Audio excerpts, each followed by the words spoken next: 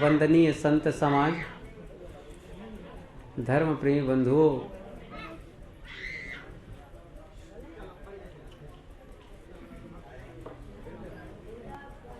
दो दिनों से सत्संग का लाभ आप सब ले रहे हैं। दो दिनों की ही बात नहीं है, आसपास सत्संग होता है, वहाँ भी जाकर के आप सत्संग से लाभ लेते हैं।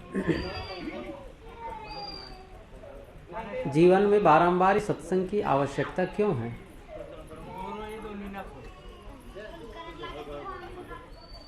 भक्तों से कहा जाता है कि आप लोग गांव-गांव सत्संग का आयोजन करिए, संतों को बुलाइए, सत्संग में बैठिए। मैं समझता हूँ इसके बिना कौन सा काम रुक रहा था। जीवन के लिए सत्संग की कौन सी आवश्यकता थी? सत्संग न करते। भोजन के बिना जीवन नहीं चलता है, कपड़े के बिना भी हम सामाजिक प्राणी होने के नाते उसकी आवश्यकता महसूस करते हैं, उसके बिना भी जीवन नहीं चलता। कपड़े के बाद मकान की आवश्यकता होती है, इसलिए उसे भी हम लोग रखते हैं, उसको भी बनाते हैं, उसमें रहते हैं। तो रोटी की ज़रूरत है, भोजन की ज़रूरत है, कपड़े की ज़रूरत है, मकान की ज़रूरत है, इसके बिना जीवन नहीं चलता इसलिए। लेकिन सत्संग के बिना कौन सा जीवन रुका हुआ था? सत्संग न करते तो क्या जीवन नहीं चलता है? बहुत लोग हैं सत्संग नहीं करते हैं लेकिन जीवन चलता है। लेकिन फिर भी ये सत्संग बारंबार आप लोग करते हैं, संतों को बुलाते हैं, खर्चा करते हैं, समय लगाते हैं, यहाँ आते हैं या संतों के यहाँ जा कर के सुनते हैं। क्यों? ये सब जानते ही हैं कि वो सब रोटी है, कपड़ा है, मकान है, जीवन गुजर की वस्तुएं हैं। जीवन गुजर हो जाता है उन सब चीज़ों से, लेकिन जीवन सुधार नहीं होता है। जीवन सुधार की शिक्षा मिलती है सत्संग में। यहाँ आकर के हम जीवन गुजर की वस्तुओं के विषय में नहीं सीखते हैं। यहाँ न खेती की शिक्षा होती है, न व्यापार की, और न किसी नौकरी चाकरी की बात बताई जाती है। यहाँ बताई जाती है कि जीवन कैसे जीना चाहिए। पवित्र जीवन जीने के लिए हमें किस प्रकार संसार में रहना है, कैसे लोगों से निपटना है, इन सब बातों की चर्चा होती है। मनुष्य की सबसे बड़ी समस्या तो पहली बात है कि जीवन गुजर के लिए ही, उसके लिए, क्योंकि बिना जीवन गुजर के समान होए कैसे आदमी जी सकेगा? तो मेहनत करता है, ठीक है, उसका समाधान तो किसी न किसी ढंग से कर लेता है। दूसरी एक समस्या होती है मन इंद्रियों को शांत करने की,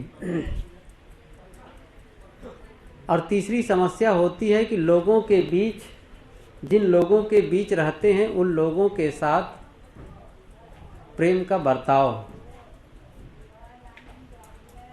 इन समस्याओं का समाधान हमें करना चाहिए। आदमी को निठल्ला नहीं रहना चाहिए, कुछ न कुछ करते रहना चाहिए, अपने लिए कमाना चाहिए। वैसे तो पेट तो सबका भरता है, जो कुछ नहीं करता, आलसी से आलसी आदमी का भी पेट भर जाता है। लेकिन बिना काम किए पेट भरना उचित नहीं है। एक प्रश्न आ भी सकता है, साधु लोग तो कुछ काम नहीं करते, फिर भी उनको भोजन मिलता है, कपड़े मिलते हैं। बस काम के कई अलग विभाग होते हैं। आप लोग लोहा नहीं बनाते, बर्तन नहीं बनाते, लेकिन उसका उपयोग करते हैं। नमक नहीं बनाते, फिर भी उसका उपयोग करते हैं। कपड़े के मिल में कितने लोग काम करते हैं? बहुत कम लोग नहीं करते हैं, फिर भी कपड़ा पहनते हैं। और कपड़े के मिल में काम करने वाले लोग अन्न पैदा नहीं करते, फिर भी खाते हैं। सर्विस करने वाले लोग ये सब नहीं करते हैं। मान लो कोई शिक्षक है, वो कहाँ खेती करता है, फिर भी खाता है। विभाग है, संतों का भी अपना एक विभाग है। यह विभाग है लोगों को सत्शिक्षा देना, स्वयं सदाचरण का पालन करना और दूसरों के सामने उसका उपदेश करना, सतमार्ग में लगाना। हमारे देश को, देश ही नहीं मानव समाज को एक किसान की आवश्यकता है, अच्छे किसान हो, अच्छे डॉक्टर की आवश्यकता है, अच्छे वकील की आवश्यकता है, अच्छे शिक्षक की आवश्यकता है, इंजीनियर की आवश्यकता है। लेकिन सर्वाधिक आवश्यकता आज समाज को है जो आदमी को गलत पथ से सतपथ में लगा दे। यही सदगुरु कबीर ने भी कहा है, सोई हित बंधु मोहि भावे, जात कुमार्ग मार्ग लावे। जो कुमार्ग में जाते हुए को सतमार्ग में लगा देता है वही मुझे अच्छे लगते हैं, प्रिय लगते हैं। गलत कोई आदमी शराबी हो, उसके शराब पीने को आप छुड़ा दिए, कितना बड़ा काम किए समाज का। केवल उनका ही हित नहीं किए, शराब पीने वाला आदमी केवल अपना अनहित नहीं करता है, उनका तो होता ही है, वो परिवार से जुड़ा है इसलिए परिवार का भी अहित करता है, समाज से जुड़ा है इसलिए समाज का अहित करता है, राष्ट्र का नागरिक है इसलिए राष्ट्र द्रोह करता है। कोई गलत काम करता है आदमी तो अपने नुकसान के साथ साथ बहुतों का नुकसान करता है। अच्छे पथ में चलने वाले लोग अपना फायदा करते हैं और बहुतों का लाभ करते हैं। एक आदमी सुधर जाता है, बहुतों को सुधारता है। एक आदमी बिगड़ जाता है, बहुतों को बिगाड़ता है। आपके ही गांव में एक कोई शराबी हो तो कईयों को सिखा देता है, जुआड़ी हो तो कईयों को सिखा देता है। आप देख लीजिए, गलत मार्ग में चलने वाले लोग बहुत लोगों को गलत मार्ग में सिखा देते हैं। अच्छा आदमी होता है वो बहुतों को अच्छे पथ में लगाते हैं। आप देखें महात्मा जन क्या करते हैं, चाहे बुद्ध का नाम लें, चाहे महावीर का नाम लें, चाहे कबीर का नाम लें। प्रसंग कबीर का है। सदगुरु कबीर आज से 600 वर्ष पहले हुए, कौन सा उनका हमारा संबंध है? ना उन्हें हम लोग देखे हैं, ना वो हमारे संबंधी हैं। कौन से संबंधी हैं? वो नाना है कि दादा है कि चाचा है कि काका है? कुछ भी नहीं, कोई नहीं। यहाँ जितने लोग बैठे हैं कोई कबीर को नहीं देखे हैं, संभव ही नहीं है। अपने परिवार के लोगों का नाम भूल जाते हैं। आप ख्याल करिए, जितने लोग बैठे हैं अपने पिता का नाम जानते हैं, पिता के नाम को जानते हैं, उसके पिता के नाम को जानते हैं, उसके पिता के नाम को बहुत कम लोग जानते होंगे। 2-4 पीढ़ी के लोगों का नाम जानना कठिन है।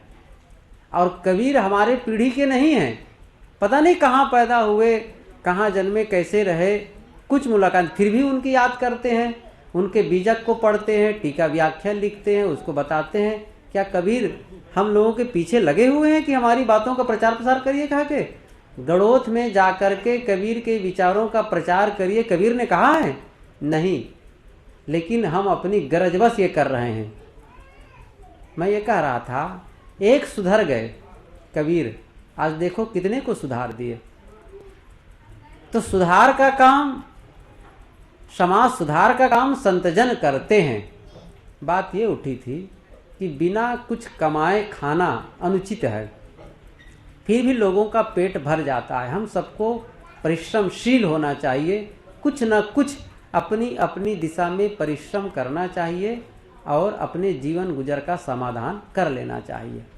जीवन गुजर के बाद जो दूसरी खास बात आती है वह है अपने मन इंद्रियों को वश में रखना। आदमी सब कुछ ठीक ठाक होते हुए भी मन की कुचालों में, इंद्रियों को कुचाले में पड़ करके गलत पथ में चल देता है, क्योंकि वाणी पे संयम नहीं है, कर्मों में संयम नहीं है। देखो, गलत बोलने के नाते कितने लोग अपमानित होते हैं। वाणी ही तो है। एक एक का सुधार कर लें, एक सद्गुण हम जीवन में धारण कर लेते हैं तो उससे अन्य सारे सद्गुण आने लगते हैं। हम जोर से लगते कहाँ हैं? जिस जोर से लगना चाहिए उस जोर से सतपथ पर लगते नहीं हैं हम लोग। मैं पूछूं आप लोगों से, आप लोग सुख चाहते हैं कि दुख चाहते हैं? कोई कहेगा कि हम दुख चाहते हैं? सभी कहेंगे कि सुख चाहते हैं। और निश्चित है, आदमी जब से होश संभालता है तब से सुखी होना चाहता है, शांति चाहता है। लेकिन ये देखें, सुख तो चाहते हैं, लेकिन सुख के लिए हम कौन सा काम करते हैं? क्या ये भी विचारा है हमने? सुख चाहते हैं, सुख के लिए कौन सा काम करते हैं? सुबह उठते हैं और कुछ खाते पीते हैं, काम धंधा में लगते हैं, रात हो जाती है, खा पी करके बिस्तर पर जाकर सो जाते हैं। इस बीच ख्याल करें, इस बीच कौन सा ऐसा काम किए जिससे हमको सुख मिले? जीवन गुजर का काम तो करते हैं, ये तो बात सही है, करते हैं। 8 घंटा 10 घंटा, कोई 12 घंटा, कोई डबल ड्यूटी दे करके 16 घंटा भी काम कर लेते हैं। लेकिन सुख के लिए, शांति के लिए कौन सा काम किए हैं? फिर भी सुख चाहते हैं। कैसे मिलेगा? नहीं मिलेगा।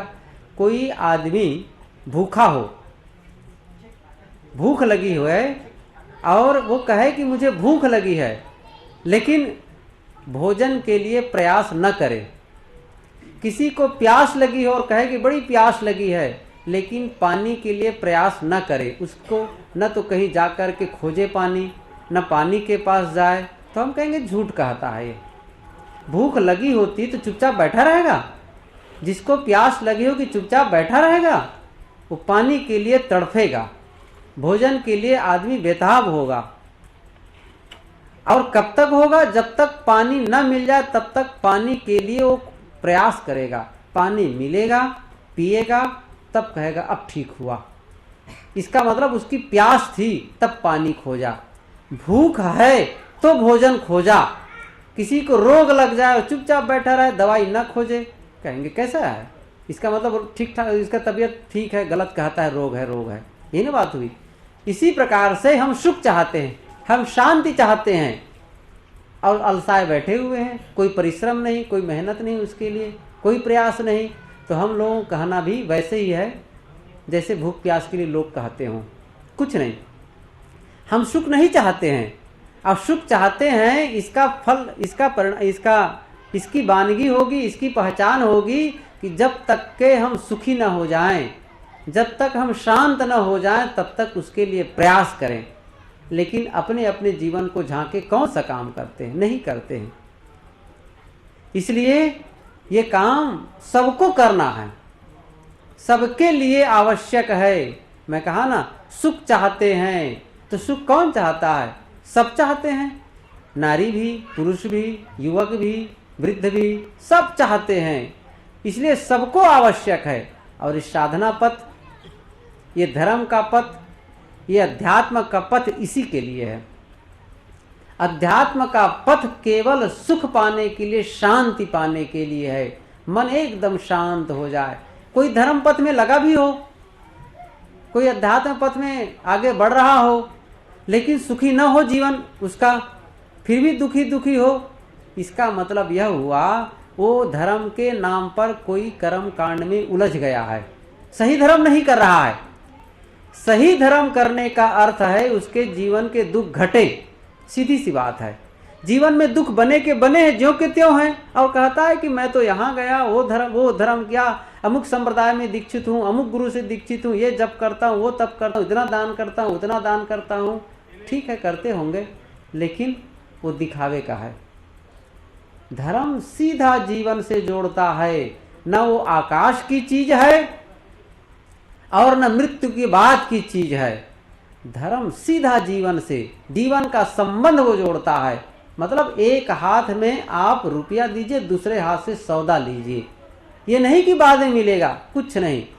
जैसा करेंगे तुरंत, किसी को कटु बोलेंगे तुरंत मन गंदा होगा, और किसी को प्रेम से बोलेंगे तुरंत मन प्रसन्न होगा। किसी के सामान को बिना पूछे उठा लीजिए, ये प्रयोग करके देख सकते, कोई भी प्रयोग कर सकता। धर्म प्रयोग है, कोई ऐसा नहीं है कि धर्म कल्पना है। नहीं, धर्म न तो कल्पना है और न विश्वास है। विश्वास की आवश्यकता है, सर्वत्र विश्वास की आवश्यकता है, लेकिन केवल विश्वास नहीं, ये नहीं कि आप विश्वास करें तब धर्म के फल आपको मिलेंगे, नहीं, बल्कि प्रयोग करके आप अनुभव करें। और ये संतजन बताते हैं, सदगुरु कबीर यही कहते हैं। कबीर ये नहीं कहते हैं कि मेरा मंदिर बनाओ, मेरी पूजा करो, ऐसा नहीं कहते हैं। क्या आप लोगों ने कभी पढ़ा है ऐसा? कबीर की वाणी आप लोग पढ़ते हैं, क्या कहीं पर ये शब्द, ये वाक्य पाए हैं जहाँ कहे हो कबीर, सदगुरु कबीर कि मेरा मंदिर बनाकर, मेरी मूर्ति बनाकर मेरी पूजा करो? नहीं कहते हैं, कहीं नहीं कहते हैं। बल्कि इतना अवश्य कहते हैं, शक्लो दुर्मति दूर करूँ, अच्छा जन्म बनाओ। जो तू चाहे मुझको छाड़ सकल की आस, मुझ ही ऐसा होए रहो सब सुख तेरे पास। जैसी कहे करे पुण्य तैसी राग द्वेष निर्वारे, तामे घटे बढ़े रतियों नहीं यही विधि आप संवारे। जीवन सुधार की बात तो कहते हैं, लेकिन पूजा की बात नहीं कहते हैं कि मेरी पूजा करो, मुझ ही ऐसा होए रहो। आज धर्म की सबसे बड़ी विडंबना यही है, आदमी भगवान को प्रसन्न करने का प्रयास करता है।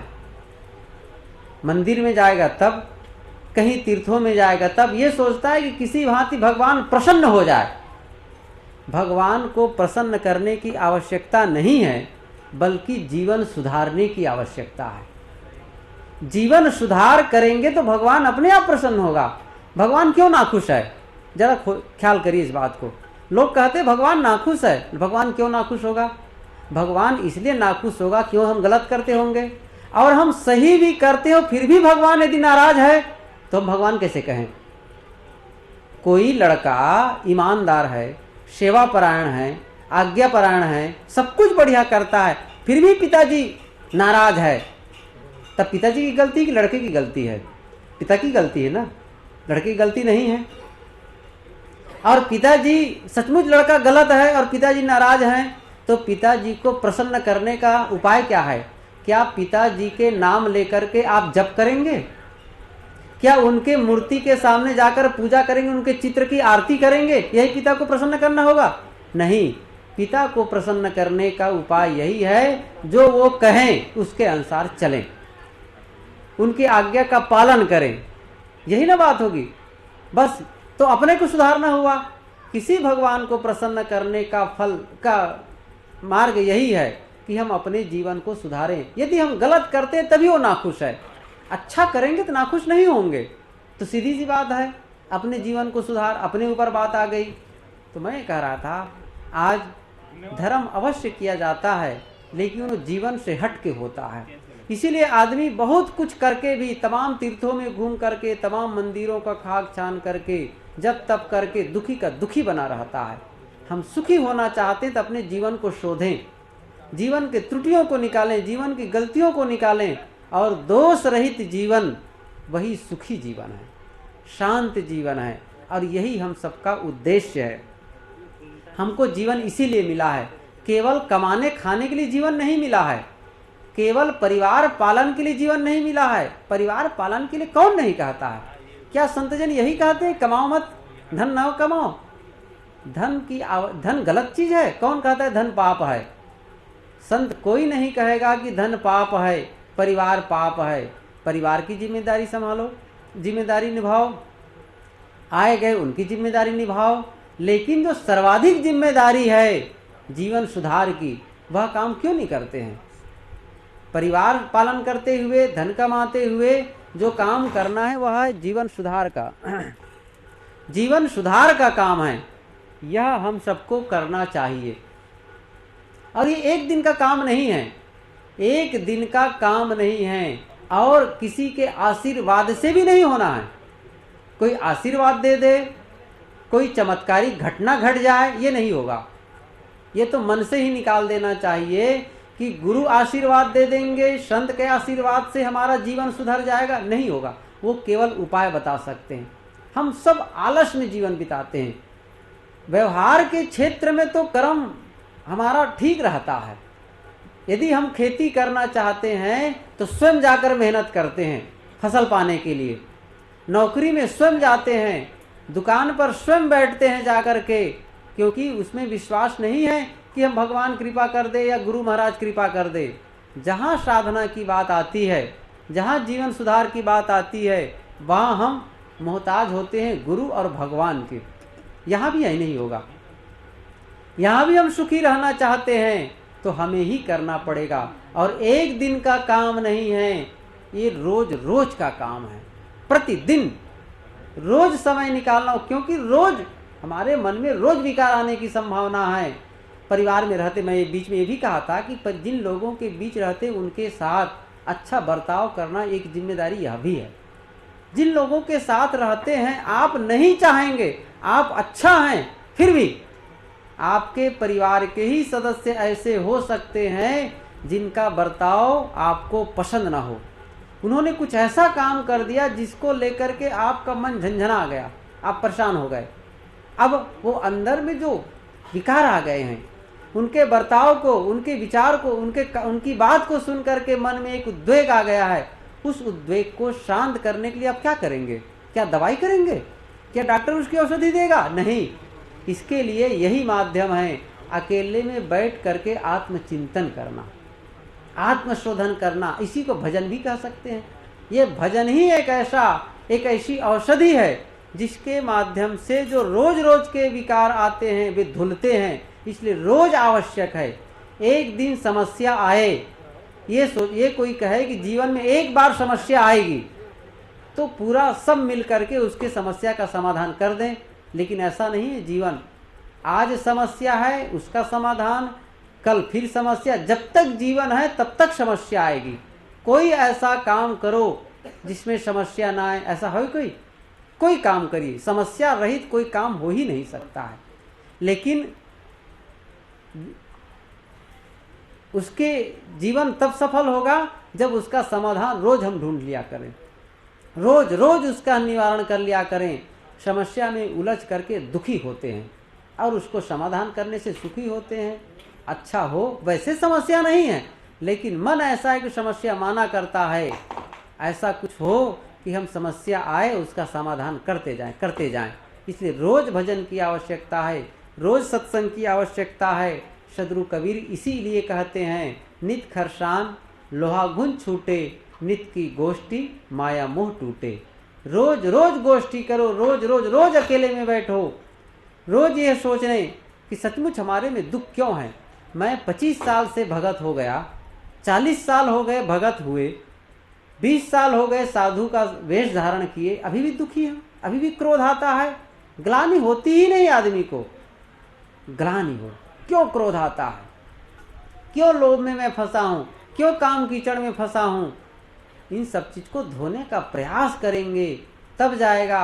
अभी भी वही अंधविश्वास में जकड़े हुए हैं, गलत मान्यताओं में जकड़े हुए हैं, वही भ्रम भूत में जकड़े हुए हैं। कौन सा भगत होने का फल है? कौन सा धर्म पथ में हम बढ़े? फिर धर्म करने का अर्थ हुआ, मैं पहले ही कहा था, यदि हम सच्चे धार्मिक हैं, सचमुच भजनानंदी हैं, सचमुच अध्यात्मवादी हैं, तो सीधी सी बात है हमारे जीवन का दुख घट जाए। धीरे धीरे ही सही घटेंगे, और एक समय आएगा जब पूरा दुख खत्म हो जाए। घटे तो सही, घटता ही नहीं है, वही के वही बना है। आज से 25 साल पहले जैसे मन उलझता था आज भी उलझ रहा है। कौन सा जीवन है? ये समझ नहीं आ रहा है कि भक्ति का फल क्या है, संतत्व का फल क्या है। क्या कभी विचारा नहीं गया मनुष्यता का फल क्या है? क्या हमको ये जीवन लड़ने और झगड़ने के लिए मिला है? क्या दुखी होने के लिए मिला है? सीधी सी बात है, ये जीवन दुख भोगने के लिए नहीं मिला है, सुख भोगने के लिए मिला है। लड़ने के लिए नहीं मिला है, बल्कि समाधान के लिए मिला, प्रेम से बर्ताव करने के लिए मिला है। आवश्यकता है वह उपाय ढूंढे जिससे आपस में प्रेम हो, और बस सीधी सी बात है वह अपने स्वार्थ को घटाएं। हमको नहीं चाहिए बहुत बढ़िया भोजन, सादा चाहिए, सरल भोजन चाहिए।